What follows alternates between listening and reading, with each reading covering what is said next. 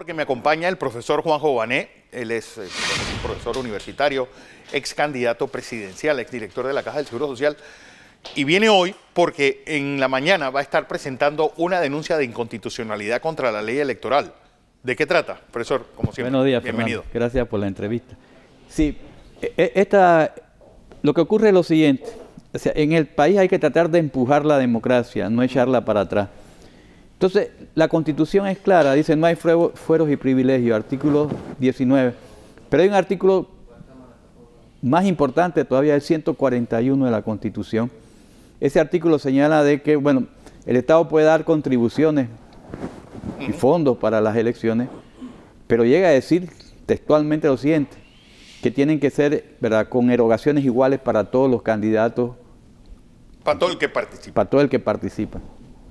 Entonces, cuando uno va a esta reforma electoral avalada por la Comisión de Reforma Electoral y avalada por el Tribunal Electoral, en el fondo ahí se desvirtúa todo.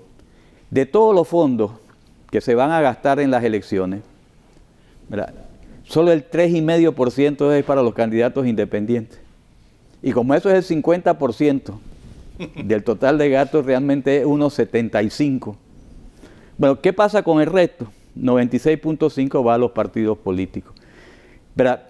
Entonces, ahí hay una diferenciación horrible, porque mira, si un candidato independiente, con todo que le tachan, llegara a tener tantas firmas como un partido, le tocarían algo así como $260,000 para toda la campaña, que no puede usar incluso, eso si pone, no le alcanza ni para tener un representante en cada mesa.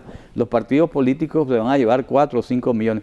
Pero todavía dentro de lo que es para los partidos políticos hay una gran diferencia, porque de ese 96,5, el 75% es en función de los votos en las elecciones anteriores. Entonces, digamos, eso es como si en economía eso es una especie de oligopolio. O sea, son barreras a la entrada. Al final, digo, el sistema está hecho así es, para favorecer a los partidos políticos. No perdamos de vista esto, y para que los partidos políticos sean la que canalicen la opinión, bueno, las distintas opiniones que hay en el... Y no solo los partidos, los partidos políticos tradicionales. Y si uno entiende que la corrupción en este país nace de esos partidos políticos, porque no nace de otro lugar, esos partidos son realmente el nido de la corrupción, entonces todo empieza a tomar la forma, o sea, un sistema electoral que está hecho para que ganen aquellos que van a mantener el sistema institucional corrupto que hay en el país y bloqueen el cambio que necesita la democracia. Porque al final lo de los circuitos electorales, lo de el voto plancha, todo eso está hecho en función del partido político. Así es. Además le permiten a un candidato a la presidencia poder recoger privadamente 10 millones de balboas. Digo, obviamente ahí viene entonces la vinculación entre lo que nosotros llamamos la partidocracia y los grandes intereses económicos del país. Entonces, digo, esas elecciones, a nuestro juicio, son ilegítimas. Porque, digamos, eso no es legítimo, no solo no es constitucional, es ilegítimo. Y es hasta, mira, el Tribunal Electoral pasa diciendo que ellos quieren una elección ética. Esta es una elección sin moral y sin ética, porque no tiene una ética realmente que avale la democracia y que permita el cambio que el país necesita. Entonces, yo creo, yo estoy llevando, en nombre del Movimiento Independiente Refundación Nacional, esto a la Corte Suprema, y yo diría que la Corte Suprema, en términos éticos, tendría la obligación de hacer su fallo rápidamente. Pero usted, por ejemplo, ha sido víctima exactamente de la demora de la Corte Suprema de Justicia. Sí, así es. Cuando falla de la posibilidad de que usted sea candidato independiente, pues, unos días antes de las elecciones. Bueno, ahí yo creo que entra el problema de para qué sí sirve la presión ciudadana. Por ejemplo, yo no creo mucho en la tesis de no a la reelección.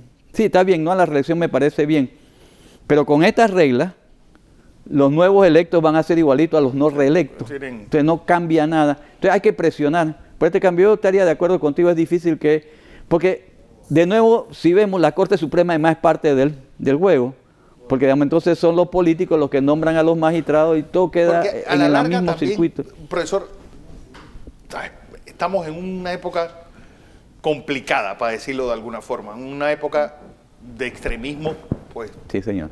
Una época también de descalificaciones. Y como decían los alemanes después de la Primera Guerra Mundial, no ha nacido el sin nombre. Es decir, esa persona que un poco que canalice todas estas frustraciones y sirva de amalgama para todos nosotros. Y puede salir bueno o malo. Puede salir bueno o malo. Es decir, aquí también, cuando uno pide barrer con el sistema, uno no sabe si lo que viene es peor de lo que te dejó. Por eso es que el fundamentalismo es terrible. Porque mire, en Alemania lo que terminó saliendo fue Hitler. Fue Hitler. Digo, que realmente era un tipo demente que, digo, acabó con su propio pueblo y acabó con Europa y acabó con todo el mundo. Pero yo pienso que por eso es que el problema, a mi juicio, es de militancia. O sea, aquí estamos hablando de esto, pero ¿cómo construir eso que tú dices? ¿Cómo hacer un hilo conductor entre los problemas que tiene el país? Los problemas serios. O sea, que, como decía el ingeniero, nos están tratando de sacar del cuadro la salud, la educación, el problema del agua. Eso desvía. Y también, lo cierto es que la gente protesta en Panamá, la gente está inconforme, pero además de no encontrar el personaje, no encuentra el proyecto. Y ese proyecto hay que construirlo, pero no se construye solo intelectualmente, se construye con la gente. Porque, ¿cómo uno hace eso, profesor? Usted que sabe, que en teoría ha visto los problemas reales y tal vez encontrarle sus soluciones, y usted sabe que eso, pasarlo a la práctica, es pasarlo primero por el trapiche de la Asamblea, que cualquier cosa puede salir de ahí. Bueno, mire, yo creo que Panamá inminentemente, la salida que hay aquí, hay que caminar hacia la constituyente. Sí, no. Pero de verdad una constituyente no es simplemente decir yo creo en la constituyente, porque precisamente la constituyente debe ser el espacio para discutir ese proyecto nacional. Porque están ocurriendo cosas. Estoy de acuerdo también. ¿Cómo le vamos a decir a las Naciones Unidas que nos venga a arreglar? Eso no tiene sentido. No, pero digo, y un poco el divorcio o la desvinculación que hay. Por un lado, pues estamos jugando a ser los más ricos de América, y por otro lugar estamos tratando de que nos manejen como si fuéramos un país subsahariano. Sí, pero yo te voy a decir una cosa, yo te voy a decir, el que está muy equivocado ya es el ministro. Además, yo creo que debía volver a la escuela de, no sé dónde estudió economía, porque riqueza e ingreso no es lo mismo. No es lo mismo. O sea, la riqueza es lo que se llama un flujo, es algo, se mide, yo gano tanto al año. La riqueza es lo que yo tengo acumulado. Entonces ya por comenzar por ahí, el señor no tiene la menor idea de cómo se ven las cosas en economía.